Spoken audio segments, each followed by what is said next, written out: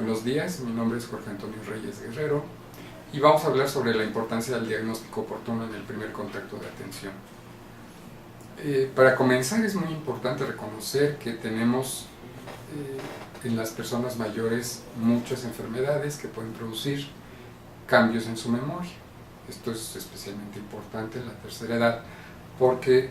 estos cambios pueden ser reversibles o pueden ser prevenibles o pueden retrasarse, y las enfermedades demenciales, que es el tema que nos ocupa el día de hoy, pueden evolucionar más lentamente.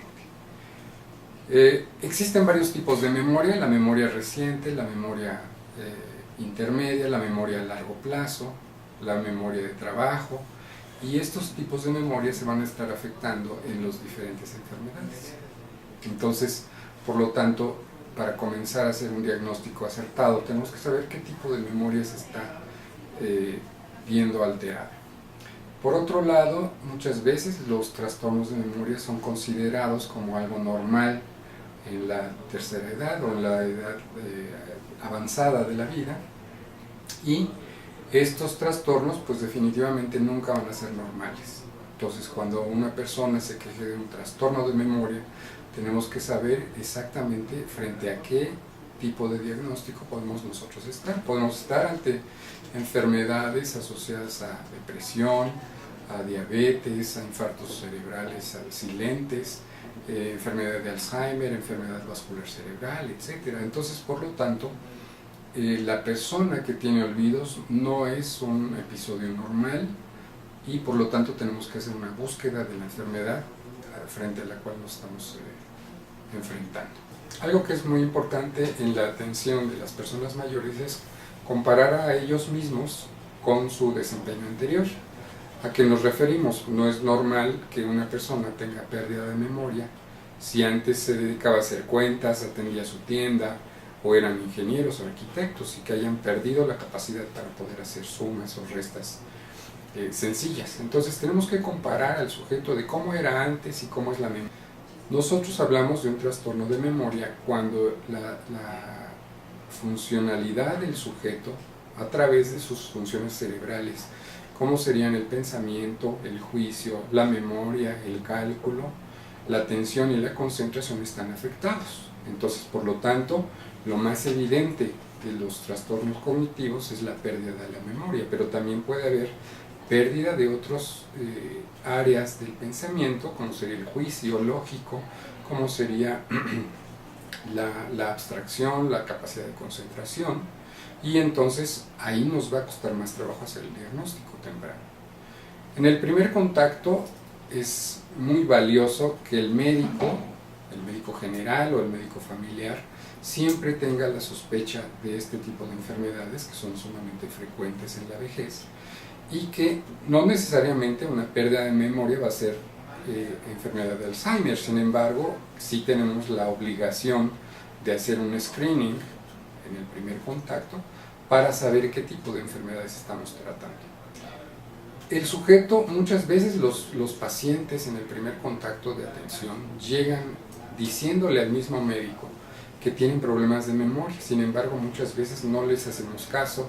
o no les damos la importancia requerida al problema y decimos es un problema normal para la edad. Pues no es un problema normal, es un problema frecuente, el cual tenemos que buscar su origen. Para hacer un diagnóstico apropiado tenemos varios auxiliares, como puede ser las pruebas de tamizaje, el examen mínimo de Folstein, tenemos las pruebas de depresión geriátrica de Desch-Savage, tenemos las herramientas de laboratorio, y entonces tenemos que hacer este tipo de pruebas o de exámenes al paciente que lo requiere. También es importante hacer una integración de una evaluación del estado mental en todos los pacientes mayores de 60 años que lleguen a nuestro consultorio, para que podamos detectar los problemas iniciales en etapas muy tempranas, para que podamos dar un diagnóstico certero.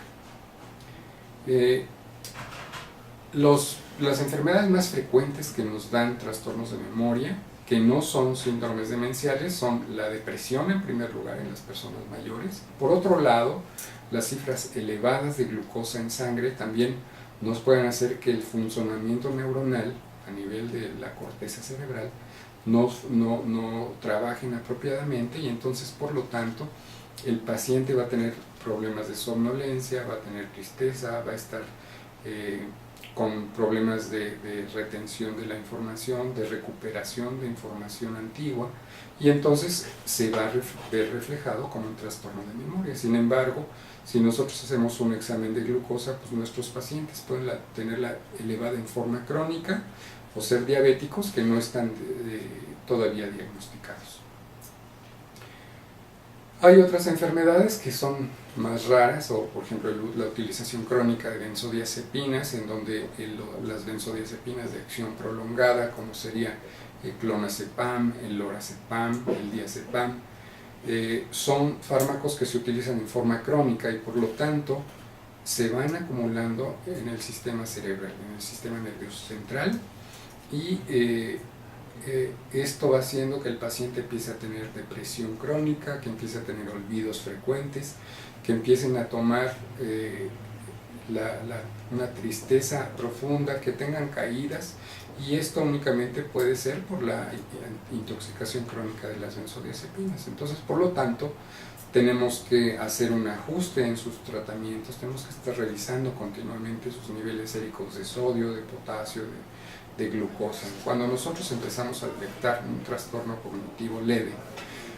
tiene que haber una queja de memoria de alguien, que puede ser del familiar, puede ser el familiar que se está dando cuenta de los trastornos de la memoria, puede ser el mismo médico o puede ser también el mismo paciente. Estos trastornos de memoria se van a ver reflejados a veces en errores de conducta, y entonces es cuando tenemos que hacer una solicitud de atención por un problema de memoria. Este problema de memoria tenemos que hacer la búsqueda, como ya decíamos, en las enfermedades más comunes. Sin embargo, es necesario hacer pruebas específicas que ya se pueden estar relacionadas dependiendo del tipo de enfermedad, que puede ser rayos X de cerebro, rayos X de los huesos, rayos X de algunas otras partes del cráneo, para saber exactamente qué estamos teniendo. Otros estudios como puede ser resonancia magnética, una tomografía de cráneo, etcétera, y que nos van a dar una información importante sobre el estado de nuestro cerebro. Es importante reconocer que no todas las personas mayores van a tener este tipo de enfermedades, pero son muy frecuentes, y aproximadamente entre un 4% de la población puede tener una enfermedad demencial.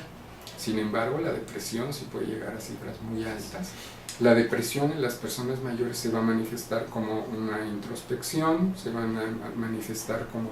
pérdida de interés en las actividades que regularmente realizan, pueden tener